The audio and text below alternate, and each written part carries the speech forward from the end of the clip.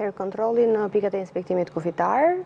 si edhe përmendëm pak më parë, kryhet në bazë të planit monitorimit të dëmtuesve dhe nëse do të flisnim me shifra statistikore për 4 mujorin e parë të vitit 2025, për periudhën janar-prill, kemi një numër kontrollesh të kryera në pikat e inspektimit kufitar për operatorët e biznesit që importojnë bim, produkte bimore dhe produkte të tjera dhe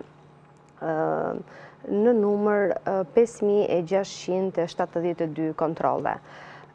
Dhe bazuar në planin shumë vjeçar për vitin 2025 për 4 mujorin e parë të vitit 2025 janë marrë në total 170 mostra për analizimin e pasërtive fitosanitare, të cilat janë çuar në laboratorët e AKU-s dhe 2 janë dërguar në laboratorin e referencës ISUV dhe kanë rezultuar të pastra nga dëmtuesët karantinor.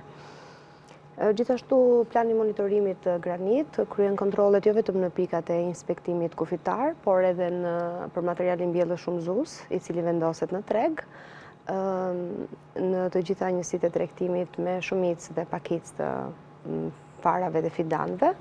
Dhe nëse do të referoheshim një shifre statistikore, për 4 mujorin e parë kemi 458 inspektime të kryera në këto operator, dhe kemi 56 mostra të materialit mbjellës shumëzues bimor far për analizimin e fuqisë mbierëse, të cilat 39 kanë rezultuar konform dhe 17 i kemi në proces analizimi.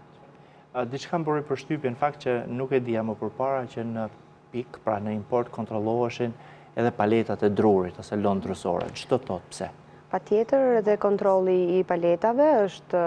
shumë i rëndësishëm, pasi me